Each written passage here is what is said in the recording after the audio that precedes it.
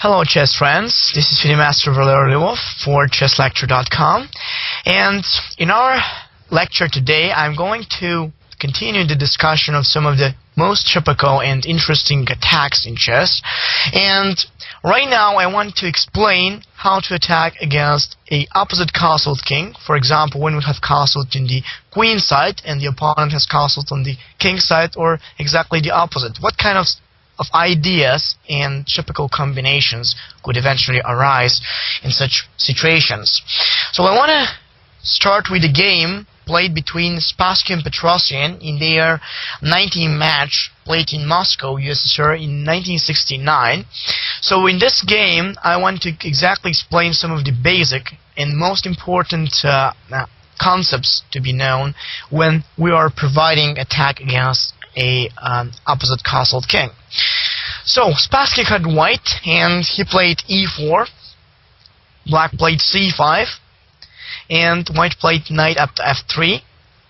Here black decided to enter into the main variations of the Najdorf with d6, pawn up to d4, now c takes d4, and knight takes d4. Of course, there are many continuations for black in this position, but the Najdorf actually occurs after knight f6, and when white plays knight c3, black simply puts his a7 pawn up to a6. So he has an idea to play something like pawn e7 to e5 in case white plays bishop e2 or bishop e3, and the Najdorf has also very good attacking ideas, and it could also transpose into some Scheveningen schemes if black decides to bring his e7 pawn up to e6. Now in this position white decided to play bishop to g5, so that's the main line of the Najdorf. Black played the simple knight b8 to d7, and here white decided to bring his light square bishop up to c4. For now, actually the development with bishop g5 and bishop c4 is remaining as one of the most active opening structures for white in the Najdorf. So the bishops on g5 and c4 take really very good attacking positions, and as we know, for every successful attack that we want to start, we need first an active development, actively placed pieces. This means that our pieces should be placed on more advanced squares. Especially important is to have pieces in the opponent's middle of the board, like the bishop on g5. So black played queen a5 in this position. That's a very popular move. The queen takes a good square and now attacks on the g5 bishop, and white simply defended that bishop with queen to d2. So here black decided to play h6, which is not really a very useful move. Fortunately, this move is actually being forgotten for some time after this game, but still some players like to play h7 to h6, and there are still some variations, even main lines in which black is considering to play h7 as h6 in case white is going to castle on the queen side.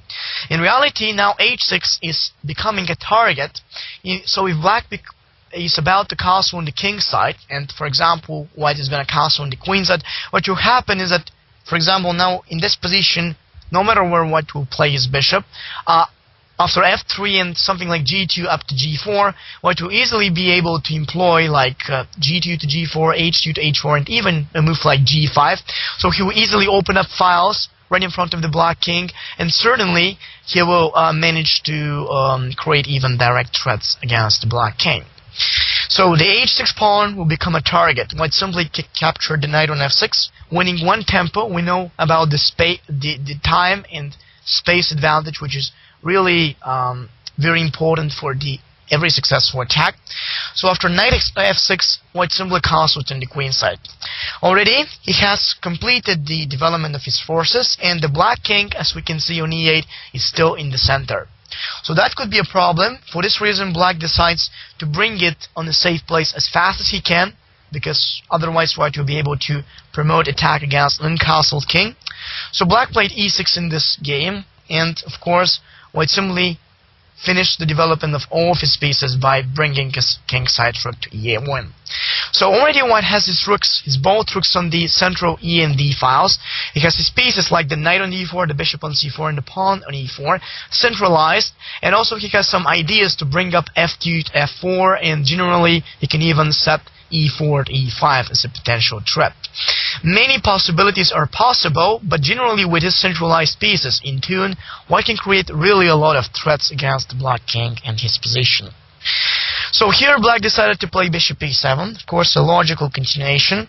So eventually black wants to castle on the king side, but really that's not going to be so careful, because right now when black castles on the king side, we see that the h6 pawn will become the target, and after f3 to g4 or even f4, h3 to g4, at g5, white will easily open up files right in front of the black king. So white played f4 in this position, and black decided to play the simple castles. Now as we can see, already black will prepare some queenside attack, with beginning with something like b7 to b5, probably after he develops his bishop on d7. He'll play b5, then he will transfer his kingside rook to c8, and the queenside rook will go to b8, and eventually black will continue with b7 to b5 up to b4, and a lot of white's pieces will have to go back, and his queenside will become more vulnerable. So white decided to take his bishop away, still before black has b7 to b5 played, and black played in this position the move rook e8. So here in this case, white simply brought his king on a kind of more safe spot on b1. That's one of the typical moves in such kind of Sicilian structures. So the king on b1 could be accessed in a more difficult way, and in the same time it covers the a2 pawn. So additionally, white's king is more safe, and black played the simple bishop f8. Already in this position, black has the idea to support the g7 pawn with that bishop, and maybe to make the kingside position like more safe. However, here I want to tell you about some of the important and most common attempts which appear in the games where players have castles on opposite sides. So I will go over some of the most important of them now. First of all, we should know that pushing pawns towards the enemy king is really viable. This is a great way to soften up his position. This is a kind of very strong way, because the pawns are not needed to protect our king, because it's castled on the other side of the board. So we can use our pawns against his king in order to push them forward, and certainly to open up files and additional possibilities for our pieces. So pushing pawns towards the enemy king is always the most important thing to really catch him, and certainly to employ a faster and stronger attack. So right now, white decided to not lose time, as we know that time is really very important, and he played g4. Now as you can see, white is sacrificing a pawn, so his pawn on g4 is hanging, but in general, when black decides to take it, he does that in the game, generally the g file will be exactly open, so on the price of one pawn, white will directly open up that file right in front of the black king. So right now after g4, black played knight takes g4. It was probably better to start with bishop d7 or maybe even e5, but black decided that this pawn should be taken because it will go otherwise on g5. He decided to take it. After knight takes g4 in this position, white simply employed the move queen to g2 on the way. So the queen is taking a really good position, and actually after the first 10 that I told you about pushing the pawns towards the enemy king, it's also a very good idea to use the second and exactly make maximum use of the open files or semi-open files leading towards the enemy king. This means to introduce the major pieces like queen and even the rooks right in front of the opponent king, because they will create certainly threats first. So that is how we can create the threats and eventually make even more problems, so that we can advance our plan simply. If a file is available, then line up heavy pieces on it, like rook to g1, and it is sometimes worth sacrificing a pawn or even some other piece just to open up a file, because then we'll have a chance to really create direct threats and the opponent will experience a lot of difficulties to defend. For example, right now the knight on g4 is hanging, and if black plays like e5 to protect it with his bishop, white simply has knight to f5, and it's very unpleasant because in reality after bishop takes f5, e takes f5, and let's say knight f6, black will still have to bring that knight back. Then white can simply take the pawn on b7, and we see that with the combination of queen and the bishop on b3, what is creating a threat on the f7 pawn, and black can't play like rook e7 because a8 rook is hanging. So there are a lot of threats like rook g1 will also be available next move, and a lot of combinations will come forward against the black king. So that is why white tries to use his own resources right in front of the black king, and queen g2 is a very short way to directly represent the pieces on the open files. So queen to g2, and right now eventually black decided to play the move knight f6 to take that knight backwards, and of course would follow this plan to bring the major pieces right in front of the black king. So he played the move rook to g1. Already black has to think about his own plan, just because if he considers to defend his own king, he will actually lose a lot of time, and he will have to delay his queenside play, and that's why he decided to play bishop d7, and generally to prepare some moves like b5 and let's say a move like b4 to advance his play over there.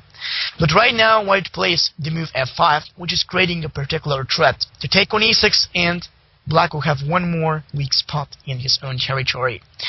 Now basically it's very important also to think about a third term, and exactly that we should always think about eliminating of your opponent's pieces and best defenders around the king. If one of your opponent's pieces is holding up the attack, then try to eliminate it. Here is an example. With the move f5, white wants to exchange the pawn on e6, and then we see that the g6 square will be very weakened. Also, by exchanging the f pawns, white will certainly open up a new file like the f file for additional perspectives and attacks against the black king, and it might seem that after that move eventually white will have a lot of threats. So the idea of eliminating the opponent's defenders is really very useful, and it can actually serve very well for any kind of positions. For instance, in this position after the move f5, white wants to open up the f file, and in the same time he's following something else. Now let me tell you one very important concept when attacking. Probably it's above everything, all of that we know. In most of the times, in most of the cases, it is essential for a player to attack the enemy's king in the shortest time possible. But in order to do it with maximum strength, and of course to have a success, it is very important to take the initiative. Now I don't know if you know what initiative is, but generally the initiative means an opportunity to sequentially attack the opponent with threats in a row. Like, for example, we don't really create a threat. A threat is one-time event. We create a threat, we threat some piece, and the opponent defends. So that's it. We don't have anything. The initiative literally means when we can practically promote a couple of moves which will contain attack. For example, we attack on some piece, he defends, and we create a new attack. So this is what we call initiative. Once a player has the initiative and he creates threats in a row, the defending side will be on the back foot, spending time defending. So if a player is defending, we know that he will not have time to attack. So that is how we can advance our attack, and that is how we can eventually make it successful. So we don't have to give the opponent the time to attack faster and more in a kind of shorter time than us. So that is why we can try to take the initiative. So the initiative we can take when we always try to really choose the active moves, which will promote threats. So sometimes we can see that we can create a double threat. For example, I'm not saying a kind of double threat in the certain way, but for example, we threat, and in the next move after he defends, we threat once again. So he can defend, and we create a new threat. So this way we will actually take the initiative, and we will be able to convert that into a very strong attack, which will actually give us success.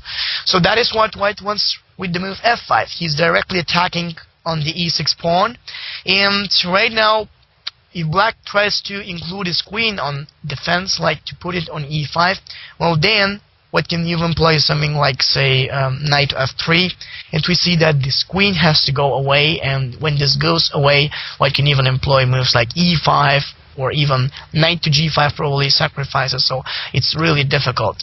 So in the game, the world champion Petrosian, actually Spassky and Petrosian, they were like chess giants for that time. And after the move f5, Black decided to use the idea to take away the king on a kind of more safer position. So on h8, it's kind of covered with his pawns on g7 and h6. So after that move, what White decided to do is basically to introduce the rook from d1 onto f1, and already when he has all of his pieces set and exactly reposite in front of the Black king, possible threat like f takes e6 and even rook takes f6 could be available. So considering this, looking at this very strong and dangerous threat, what Black decided to do is, of course, to take his queen backwards and try and defend that f6 knight by playing queen to d8. So right after queen to d8, generally in this position it seems that the support is good, but yet it's not so good. In fact, we already know that in general, when a player wants to attack and in the same time he chooses to take a piece backwards, like the queen on a5 from a5 on d8, in general that could be really decisive. So his attack could lose all of his power, and of course that's now particularly bad. So but anyway he can't go other way. For example, if he plays e5, now there is this beautiful knight e6 coming. After f takes e6, f takes e6 and bishop takes e6, there could be like rook takes f6 winning for White. So for instance, in this position, if Black takes the rook, there would be like bishop takes e6 and the checkmate either from g8 or g7 is simply unstoppable. So the threats are very strong, and in fact knight e6 will either make the threat of rook takes f6 or simply Black will lose. So in fact, after f5, the only opportunity for Black is, as he chose in the game, to play queen to d8. But now after f takes e6, of course, by opening up file, White is able to introduce his rook into the attack. F takes e, f takes e, and the simple move of e5. With this move, what White does is that he's simply opening up additional idea to introduce the other pieces that are not really in play. And these are the knight on c3 plus the bishop on b3. If White manages to introduce them into the attack against the Black king, there will be a lot of upcoming threats. Now e5 is mainly with the idea of knight e4, and I guess you see how the bishop on b3 can be introduced. Well, that's quite easy. Once the knight moves to e4, White will want to do c3 and then bring the bishop back to c2. So from that square, eventually White can employ even like queen g6, and the bishop and queen having a battery to the h7 will create a really strong threats. So Black took d takes e5, and of course White simply introduces knight into the attack with knight e4. Now we see that there is a checkmating threat like knight takes f6, and then eventually the g8 square will be hanging, so White has the battery of the queen and rook, plus the combinations that he can create. This is becoming very strong, and in reality we see that after knight e4, if Black takes that knight, White has the very beautiful checkmate upcoming with rook takes f8 check, actually eliminating the most important protector of the kingside position, the dark square bishop. So after rook takes f8, White has the very beautiful checkmate on g7, and in reality, after the move knight e4, if Black takes e takes d4, White has one more combination. There is rook takes f6, so both of Black's pieces, the knight on f6 and the bishop on f8, are undermined. So right now White has the idea to take one of them and eventually to win the game. So after the move of knight takes e4, White has only one possibility, like an only move, and this is to bring the knight forward, this knight which has been threatened. Black plays it on h5, and in fact after this move, White just plays the move queen g6. So here we see the attack against the Black knight on h5, and in general there are a lot of upcoming threats against the Black king position. So after queen g6 right now, now we see that queen takes h5 is coming, and in the same time an in-between move like knight f4 does not really help Black to defend this position. Now there is a very beautiful combination. If Black goes with knight f4, White can simply sacrifice on f4, and his active potential right in front of the Black king gives him the win. After rook takes f, e takes f, White simply has this amazingly strong knight f3, so the knight actually is intending to jump either on e5 or g5 with unstoppable checkmate threats against the Black king. So after queen b6, for example, white can play in this position another amazing move, which will actually include his rook into the attack, rook g5. Now we see that if black takes that rook, white will simply recapture with the e knight, and now queen h7 is unstoppable. And after the move rook g5, when black plays something like bishop to c6, white has the simple idea of knight f6. Now 3 of white pieces are simply creating unstoppable threats right in front of the black king. Now if black takes g takes f, white has queen h to g8, the checkmate. And if he plays like h takes g, we see that there is a threat of queen to h7. Again, we have a mate on the board. So eventually one move before, knight f6 was not so possible, because black would have sacrificed his queen for that rook, and then basically after the take g takes f6, he will get enough material equivalent like 2 rooks for a queen.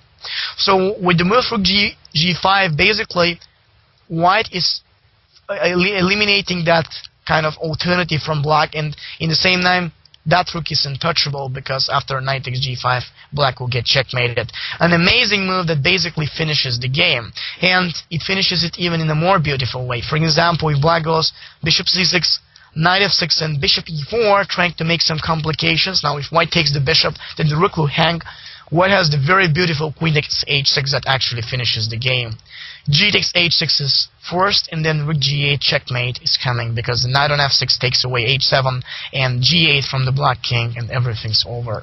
A very beautiful combination with the white's tremendously strong piece fist right in front of the black king.